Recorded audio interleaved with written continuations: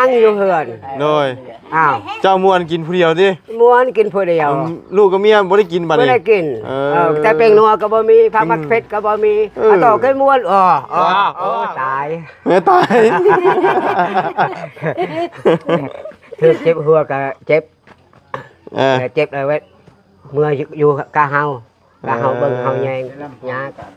เลย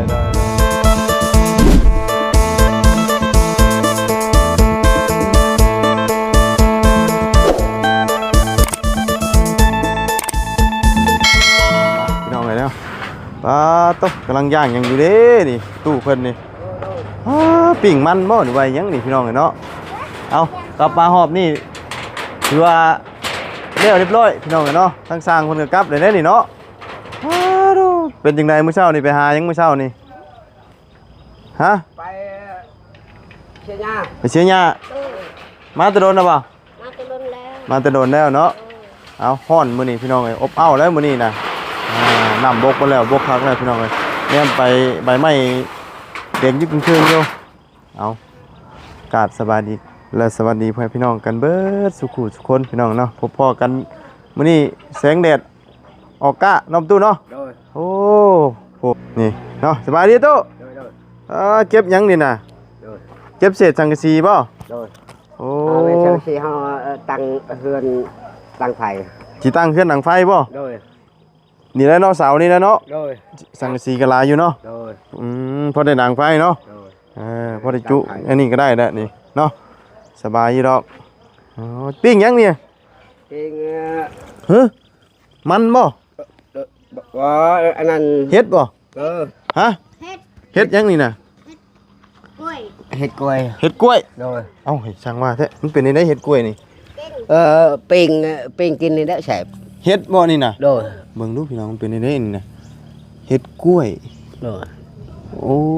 นี่ยังบ่ได้ออกเฮ็ดแบบนี้บ่มันยังทันออกอันบานเป็นดอกนี่ไข่มันบ่เลยไข่มันโอ้เฮ็ดมนเฮ็ดกล้วยบ่ติบ่ยันเบื่อบ่ย่านเฮ็ดยังกินแซ่บกินแซ่บโอ้กี่ว่ามักเล่นได้นี่น่ะเฮ็ดติอันนี้คือเฮ็ดเนาะบ่แม่นมักเล่นเนาะแม่นบ่นี่เบิ่งนี่นี่เด้ยังอันนี้นี่ก็โตกันนี่เด้นี่บ่เด้อเฮ็ดนี่กะปิ้งเนื้อจำมักเผ็ดเอาเกลือใส่ปิ้งแล้วตำแจ่วบ่ตำแจ่วกินโอ้มันสิชุกอยู่บ่แบบนี้น่ะยังฮะมันชุกมียั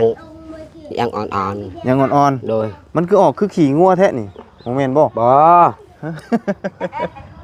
แม่นมันอยู่แต่ขุดนี่มันนี่ฮะขุดแต่นี่บ่อยู่นี่บ่โดยขุดเฮ็ดมันนี่ปลูกมันนี่ปลูกกล้วยนะออกแต่กล้วยนะเจ้าไปเสียหญ้ามื้อนี้น่ะโดยได้เฮ็ดกล้วยมาโดยได้จีเฮ็ดเก็บเอาเลยจีเก็บเอาเลยจีโดยโอ้จีกินน้อยบัดนี้น่ะเจ้าเก็บอันพวกนี้น่ะสิเฮ็ดตั้งอันว่าเฮ็ดพอดีเฮ็ดหม่อง1ข้าวเนาะโดยตั้งเก็บเอาแม่นบ่อนนี้ฮะบ่อนนี้นี่แหละคอยเฮ็ดเอาคือเจ้าเฮ็ดกระตูบกับลูกชายน่ะได้อยู่ดอกเนาะเฮ็ดเป็นอยู่เนาะเฮ็ดแบบพออัน1ข้าวได้ก็พอแหละเนาะพอแล้วเป็นได้ของน้ำของในพาไปเบิ่งดูไปเข้าแล้วบ่เข้ายังบ่เจือยังบ่ได้เข้าจักเทื่อบ่โดยเหี่ยวได้ใช่ยังบ่ได้เหี่ยวบ่ยังฮะแล้วมื้อนี้เด้แล้วมื้อนี้เอาแล้วมื้อนี้แล้วบ่เข้าบ่เอาเช็ดได้ฉบับนี้อันนี้ยังเฮาล้างก่อนนี่ให้เบิ่งดูเข้าเบิ่งดูนี่ยังเด็บแล้วนี่ยังเฮาล้างก่อนยังไม่ทำความสะอาดโดยต้องเอาน้ำโดยตั้งน้ำมาล้างก่อนเนาะโดยโอ้นี่เพิ่งกระทะสีหากระทะนี่เนาะโดยอันนี้เฮาเมียนคุกบอลนี้เลยเอาไว้คุกระถางนี่เนาะโดยคุกยาวๆนี่ตั้งบอลนี้เลยนี่อาบน้ำนี่อันนี้อาบน้ำโดยตั้งบอลนี้เลย อันนี้มองนั่ง ห้องนั่งเยี่ยวพี่ โอ้ ล้าง ให้นั่งนู่นอ่ะ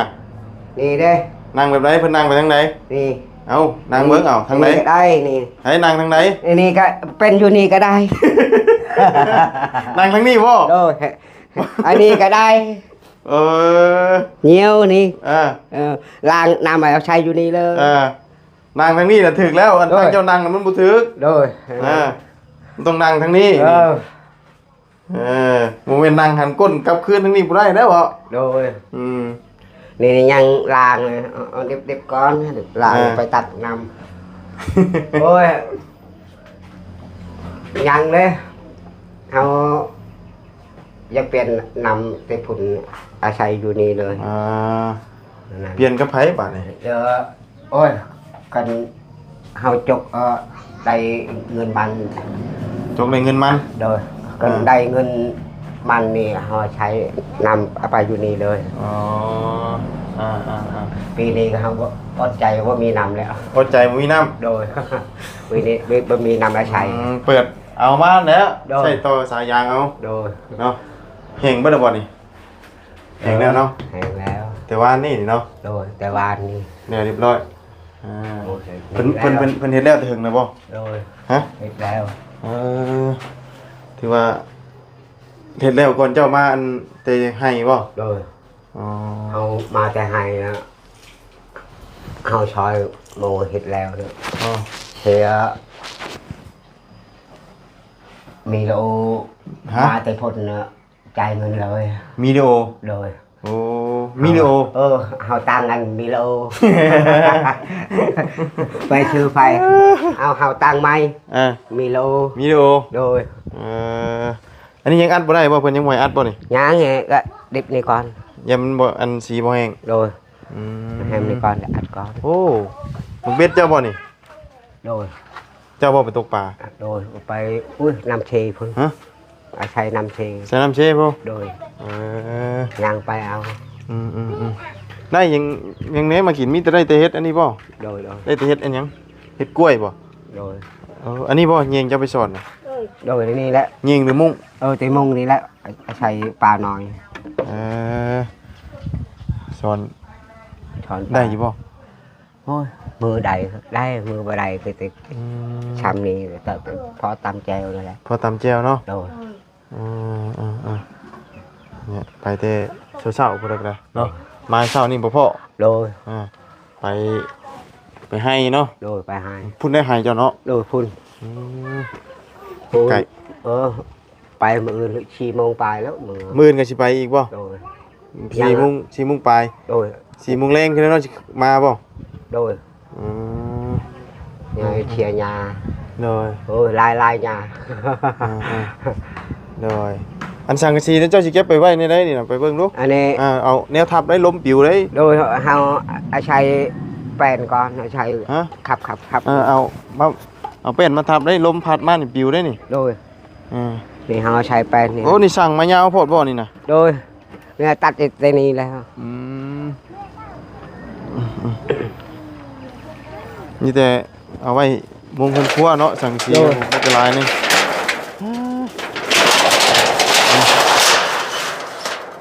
สิย้ายจากนี่ไปไว้หั่นบ่ hao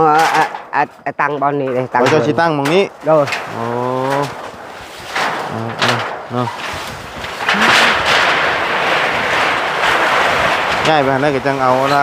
ไม่ทับไว้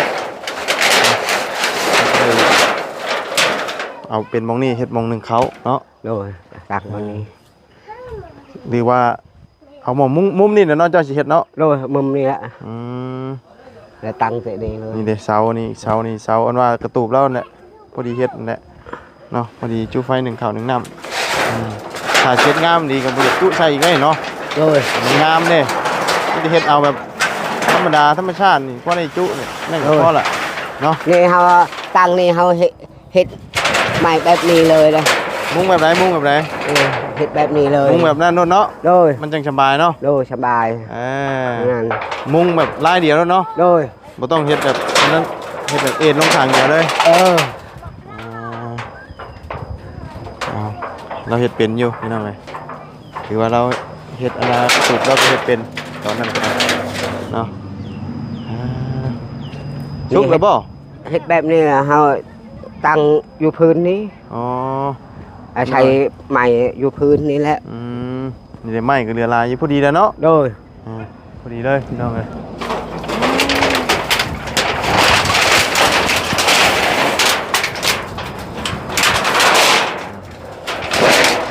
ทางนั้นก็ไปสอนอีกเลยพี่น้องเอ้ยทางมาเนาะมาแต่สอนอีกเลยเช้านี่ไปหาหน่อไม้แล้วไปทางป่า มาพี่น้องนั่งมาแต่สอนปลาก็ไม่อยู่ดีเลยแล้วคนนี้ไปไหว้พี่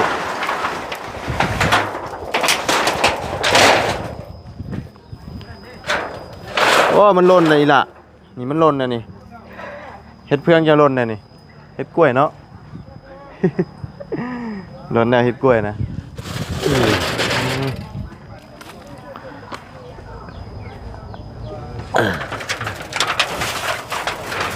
จักแผ่นประตู ฮะ จักแผ่นสังกะสีนี่ได้นับอยู่บ่ กว่าแล้ว10ปลาย หักเหลืออีกเป็นเกินควรน่ะเพราะว่าเขามุ่งลายเดียวเด้ โดย ตั้งเสานี้ตั้งขึ้นนี่ให้หลังคามันไหลลงทั้งนั้นเลยเนาะให้มันไหลลงนั่นเลย โดยอะไรอยู่พุ่นเลย บ่ต้องเฮ็ดสูงเด้อเฮ็ดพอดีแบบเอ็นแบบนั่นน่ะ โดย เฮ็ด เฮ็ดนี้จะพูดเพียงแต่นี่แหละนี่ชำนี่เฮ็ดนี่ นั่นแหละพอดีซำน่ะทางนั้นทางค่อยอันทางมันค่อยลงน่ะ ปล่อยอยู่พุ่นเลย ได้ นั้นเฮาเฮ็ด แม่นพอได้จุไฟหนึ่งข้าวพอส่วนหลายก็บ่ได้ค่อยเฮ็ดกินหยังเนาะ โดย มีแต่หนึ่งข้าวเฮ็ดกินเล็กๆน้อยๆเนาะ โดยให้หนึ่งเขา ได้บ่ได้อันนั้นปานใดดอกพี่น้องเอ้ยเนาะเฮ็ดตัวแบบว่าตามบ้านนอกเฮาก็เฮ็ดแบบสบายๆหั่นล่ะบ่หนึ่งไฟบ่เปียก นี่เฮ็ดธรรมดาเนี่ยเปียกก็เปียกก็ตามมันปะอยู่นี่แล้วนี่ก็ไปหักแล้ว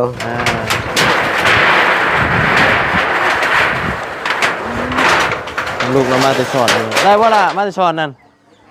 บ่ได้บ่อ้าวบ่ฮู้ภาษาซ้ำบาทที่นี่เนาะ โอ้ย ไม่นี่กับป้าไปนี่บ่หรือว่าสิคนไปไว้ใช้ โดยปะอยู่นี่เลย ทำนี่เลยบ่ โดย อ๋อ นี่ยังเฮาตัดได้ตัด มีสิตัดก่อนบ่ โดยอันนี้เฮ็ดยาวๆหน่อยเดียวเฮ็ดตังพอดีเสาน่ะพอดีแล้ว โดย เนาะเฮ็ดบ่เป็นกันให้เพิ่นเฮ็ดซอยเด้อ โดย พอน้องไม้น้องหยังนั่นแหละเพิ่นเฮ็ดบ่ได้อยู่ดอกหากเราเฮ็ดเป็นอยู่เนาะเฮ็ดกระตุกไปซื่อนะพี่น้องเอ้ยไอ้ดังพื้นดังไฟใส่นิดหน่อยของน้ำของในเราก็แล้วเนาะ โดย ถือว่ายังไม่ได้ลองหรอวะยังไม่ได้ทำความสะอาดทำความสะอาดยังต้องเข้าสังกะสีพี่แล้วจะไม่พับไว้ยันลมปิวได้บ่เลยลมปิวก็ได้บาดได้นี่ โดย แต่สังกะสีของเมื่อนี้มันอ่อนเนาะ โดย มันบกแข็งขึ้นสมัยแต่ก่อนมันบาง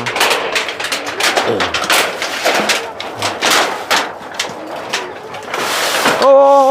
อ้ยดีมันอันว่าปลายมันปูกินนี่ ดึงว่าตามตีนแล้วปูโลกินนี่อีทอแล้วพับอันไว้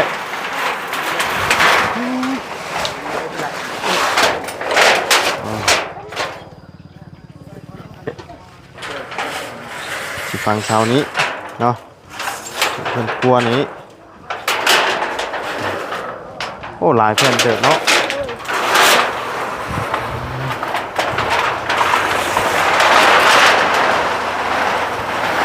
เมื่อไรเจ้าสิเริ่มเฮ็ดนี่ฮะ มื้ออื่นก่อนเฮ็ดแต่เช้า มื้อเฮ็ดแต่เช้าบ่ โดย มื้อเฮ็ดตอนเช้าเนาะ โอ้ย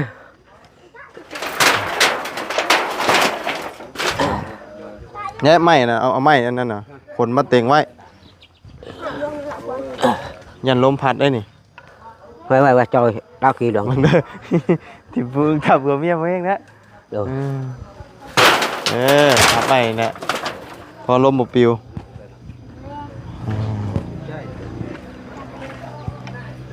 ใช่เอาตัวไหนอีกบัดนี่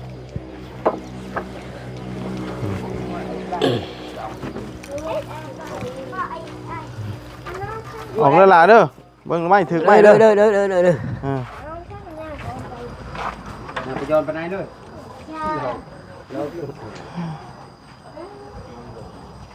เต็งไว้เต็งทั้งหัวพร้อมเลยตู้เด้อ rồi ลมจังบ่ปิวว่าสั่นมันสิปิวเปิดได้ฮะเนาะ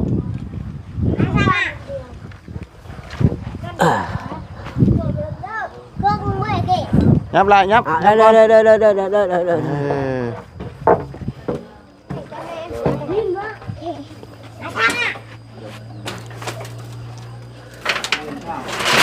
เออมือจังเฮ็ดเนาะเฮ็ดมองหนึ่งข้าวหนึ่งน้ำปุ๊บ ได้แล้วหันกันได้บ่ปิวแล้วเนาะ rồi บ่ปิวแล้วบาทนี่ชุกแล้วบ่เฮ็ดเจ้าน่ะเฮ้ยเมียนบ่มันชุกนี่นะ ao ฮะมันคือใหม่บ่แล้วนี่นะยังชุกบ่โอ้ยเนาะว่าแม่นอันน่ะปิ้งหัวหอมสิเนาะ เราสิขนใหม่มาเต็งที่ไว้ก่อนทำความสะอาดพร้อมเนี่ยมือเราจังสิเฮ็ดตัวนี้เนาะเฮ็ดตอนเช้าเอาจังฮ้อนแดดหลังจากเฮ็ดนี้ได้เราก็สิไปให้ไปชวนเราเนาะให้ไปชวนมาพี่น้องเอ้ยชีวิตประจำวันโอ้ยหลาไปเล่นอยู่ไปเนาะให้พออันขนไม้นี่ให้ลูกชายไปใช้ลูกชายนั่น phun phun phun say phun บ่มาช่วยพ่อในลูกชายนี่บ่ค่อยช่วยพ่อเนาะลูกชายเนาะ แต่พ่อเฮ็ดพ่อแฮงเฒ่าอยู่เนาะทั้งลูกยังน้อยอยู่แต่บ่ค่อยเฮ็ดเวียกนำพ่อปานใดแต่พ่อเฮ็ดหนักๆนี่ทุกแต่น้อยจนเฒ่าเนาะ rồi แต่น้อยจนเฒ่าพี่น้องเอ้ยเก็บไว้ตัวนี้ก็เอามุงไว้นี่งามที่ตัวนี้ตัดออกมุงตัวอันลายอย่างมันนี่ ได้เมาแล้วบ่ทางนั้นฉลองบ่โอ้ฉลองได้เราหับเงินมื้อนี้เนาะ rồi อืม กินเบียร์ กินเบียร์บ่ rồi กินบ่เจ้ากะ ôi ฮะ บ่อยากแล้ว บ่อยากบ่ rồiบ่เคยเมา บ่เคยเมา rồi ถ้าจะเมานี่สิเป็นได้ได rồi ฮะ chụp lâu xe lên ชงลงจังเลงบ่ โอ้ย เคยเมาอยู่บ่ บ่เคยmà bao rồi đó ฮะ บ่เคย บ่เคย rồiบ่เคย mau บ่เคยเมาหน่อยจ้ะ rồi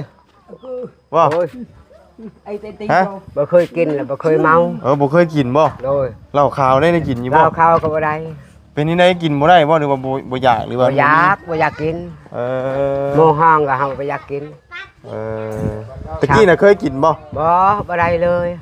บ่เคยกินจักเทื่อบ่ rồiเคยกินทักเชื่อเบิ่งโมก่อนกิน เบิ่งหมู่กินก่อน โมกินเฮาเบิ่ง อ่า ไปเมาเฮาเมาละ อ่า บ่แล้ว โอ้ เอาเมื่อ อ่า เบื่อเพิ่นเมา เมื่ออยู่เฮือน เบื่ออยู่เฮือน เจ้าน่ะบ่ได้เมา เฮาบ่ได้เมา บ่ได้กิน บ่ได้กิน เอ บ่อยากเมา อ่า เมาก็บ่ได้อยาก มืออยู่หืนนอนลงไปอัน อ่าอืม นอนเฮาสบายแต่เมาเนี่ยยาก อืม ให้ลูกให้เมีย บ่ เมา แสดงว่าเคยกินได้นี่ โอ้ย ฮะ เอาเมาแล้วให้ลูกให้เมียว่ะเคยกินได้เนาะ โอ้ย อ่าน โมก็เคยกินแล้ว อ่า โมก็เคยกิน เจ้าอันนี้ โอ้ยเฮาบ่อยากโอ้ย เอ้ยบ่เคยบ่ บ่เคย บ่ เฮายอมแล้วนะ เออเนาะ ยอมโมแล้ว บ่กินก็ดีคือกันเนาะ โดย กินบ่แม่นหยังเฮาติดแล้วมันบ่มีเงินชื่อได้ อ้าว ได้ชิบกีบชื่อเขากินกับบ่มีมากก็ชื่อเราก่อนจะให้ลูกให้มีเตะเป็นนัวมันมีเงิน1,000 กีบชื่อเกลือชื่อเกลือเนาะชื่อเกลือก็บ่มีหมดกินชื่อเราหมดกินชื่อเราหมดเนาะเจ้าก็ม่วนเมียก็ได้ม่วนกินยังอยู่เฮือนโดยเจ้าม่วนกินผู้เดียวดิม่วนกินผู้เดียวลูกกับเมียบ่ได้กินบัดนี้บ่ได้กินแต่เป็นนัวก็บ่มีผักมักเผ็ดก็บ่มีต่อก็ม่วนได้เนาะเมาผู้เดียวผู้เดียวม่วนเมียกินยังอยู่เฮือนตกใจแล้วโดยถือว่าเราคิดได้เด้เนาะ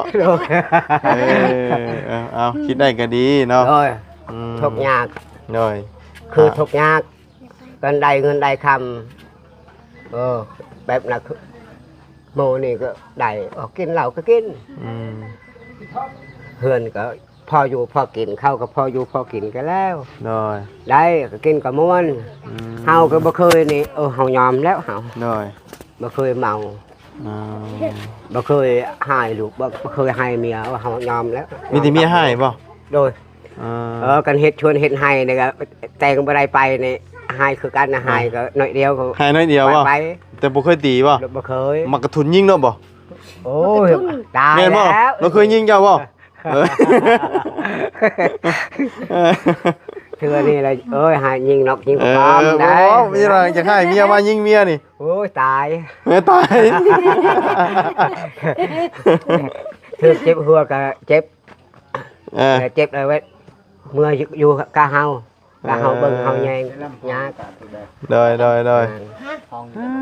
นาะเอาเบิ่งดูให้สุกแล้วว่าเฮ็ดอันเฟืองเจ้านี่เป็นได้นี่เฮ็ดอันนี้นี่โอ้ยบ่ชุกง่ายดอกเบิ่งนี่เนาะโอ้มันสิเบื่อแล้วนี่เบิ่งชงนี่เนาะเบื่อได้นี่มันก็เบาเลยทำบาบ่ได้อาหารกินสิกินอันนี้บ่มื้อนี้น่ะกินนี้เอ้ยโอ้ยเนาะน้ำไม้ก็บ่ได้บ่บ่ได้ซ้ำเมื่อแต่เฮ็ดให้นะเห็นเชียนนี่แล้วก็เก็บเอาแล้วใช้ปีงโลดกินบ่หน่อไม้บ่ฮะหน่อไม้มีบ่โอ้มื้ออื่นเฮามื้อเด้อมื้ออื่นนี่เด้อช่วงซ้ำนี้แหละสิมื้อสิมื้อบ้านก่อนมื้ออื่นนี่เด้อป้าชายบ่มีแนวกินเฮามีปลากระป๋องอยู่เด้อไปซื้อมาไว้ให้พอได้ผู้ละปองเนาะพอได้กินปอง2ปองนะพี่น้องเอ้ยเนาะพอได้ต้อนได้ฝากเล็กๆน้อยๆเอาตู้เนาะไปทางนั้นก็มาได้สอนพี่น้องเอ้ยเป็นจังไดบุเนาะมาได้สอนน้องไม้เพิ่นกระเป๋ายังไงนี่นะจักวะบ่โอ้ยชมบ่โดยโอ้ก็ไปขอชมพอชัยเนาะเอาพี่อ้ายเนาะผู้สบายดีสบาย